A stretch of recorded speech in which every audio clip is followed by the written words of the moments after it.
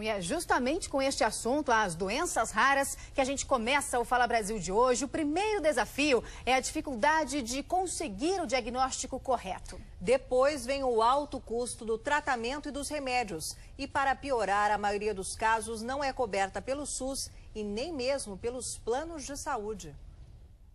Manuel tem mielofibrose, uma alteração na medula óssea que induz o organismo a transferir a produção das células sanguíneas para outros órgãos, principalmente o baço. O órgão, que pesa em média 150 gramas, pode chegar a 10 quilos com a disfunção. A doença ainda tende a evoluir para a leucemia. O comerciante tem vida normal, o problema está controlado, mas até descobrir o que tinha, passou por uma maratona. Em um ano, foi a 8 médicos de especialidades diferentes. Fez uma média de 10 exames por mês. Melhor que esteja logo positivo, porque assim eu fico sabendo e já vamos tratar. Em certeza é pior do que você ter a doença. Até chegar ao diagnóstico correto, um médico mandou que ele arrancasse o dente do siso. Pode ser o siso, então arranca o siso. Aí eu... Arranca logo os 4. Arrancou os dentes. Arranquei os 4. Não mudou nada. Um outro especialista desconfiou que seu Manuel era soro positivo. Suspeita descartada depois dos exames. Uma médica ainda chegou a dizer que ele estava com câncer no baço. Você está com câncer, mas você não se preocupa. Isso não é nada, você vai acabar se curando. Se a pessoa viu poucos casos daquela condição, ou não viu nenhum, existe uma dificuldade para você conseguir fazer o diagnóstico adequado. A tendência natural de todo mundo, inclusive dos médicos e dos pacientes, é sempre justificar um sintoma que está presente pelas explicações mais prováveis. A doença que seu Manuel tem é rara, mas as dificuldades que ele enfrentou são comuns entre as pessoas com enfermidades pouco conhecidas. E a falta de informação dos médicos sobre essas patologias é só o primeiro dos problemas. Quem tem uma doença rara, com certeza sofre muito mais obstáculos do que quem tem uma doença mais comum, que também já tem muitas dificuldades na jornada do tratamento, né? O processo é quase sempre o mesmo. Os médicos não têm conhecimento sobre a doença e pedem exames errados.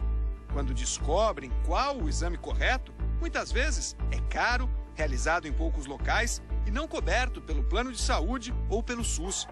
Diagnóstico feito, vem a luta pelo tratamento, muito parecida com a do exame. Remédios caros, importados ou que nem existem. A Organização Mundial de Saúde define como doença rara a que afeta 1,3 em cada 2.000 pessoas. Estima-se que existam entre 6.000 e 8.000 doenças raras. O SUS tem tratamentos aprovados para 25 e fornece medicamentos para apenas 12 delas. A presidente da Associação Brasileira de Enfermidades Raras fala da dificuldade para conseguir os remédios. Tem medicação aqui para uma patologia que custa R$5.000. E não é para um ano, é para um mês.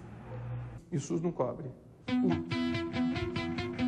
O caminho até os medicamentos é longo e quase sempre passa pela justiça.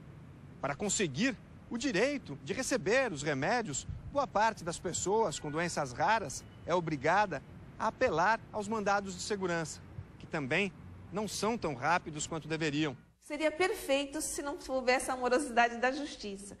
Em tese, ele deveria ser impetrei o mandado de segurança, eu teria que ter já a questão em si em 48 horas, mas infelizmente não é assim que acontece. Diego sofre de distrofia muscular do Duchenne, um problema genético e degenerativo que provoca a perda da musculatura. Além dos movimentos, compromete as funções respiratória e cardíaca. Ele preside a Organização de Apoio aos Portadores de Distrofias. A doença dele não tem cura. Falta do interesse da indústria farmacêutica em realizar pesquisas e tudo para conseguir tratamentos novos para essas doenças, né? Porque o mercado é muito restrito, né? Então eles não investem muito no tratamento. Né? Este inglês criou uma peça publicitária com o filho que sofre de distrofia do Duchenne. O título do anúncio, traduzido, é "Preferia que meu filho tivesse câncer". Uma forma de chamar a atenção para a importância de pesquisas sobre a doença. No Brasil, este hematologista critica a falta de centros especializados em doenças raras. Os médicos que vão estar nesses locais, eles vão ganhar grande experiência em diagnosticando e tratando os pacientes. Vão saber melhor quais exames devem ser realizados, vão saber reconhecer os padrões da doença. O principal apoio para os doentes vem das associações. É por intermédio de uma delas, a Abrasta, que Cristiane faz o tratamento. Ela sofre de talassemia major, uma anemia hereditária profunda. Só existem 700 casos conhecidos no Brasil. Cristiane conta que sempre tem problemas quando precisa de algum médico que não a acompanha. Quando você fala que você tem talassemia, o médico nem lembra o que é. Lembra na faculdade que teve. Aí pergunta, mas como que é para você? Para você explicar o que você tem. E a saúde é um direito de todos e um dever do Estado, mas infelizmente isso não acontece, né, da forma com que deveria acontecer. E encarar a situação. Tem que persistir, né? Exatamente. E saber que se amanhã não der certo, pelo menos você tentou, né? Que absurdo. Bom, dificuldade em conseguir medicamento, dificuldade principalmente no diagnóstico. É evidente que falta especialização. Segundo o Ministério da Saúde, os sintomas das doenças raras podem ser muito parecidos com os de outros problemas mais comuns e, por isso, fazer o diagnóstico é bastante difícil.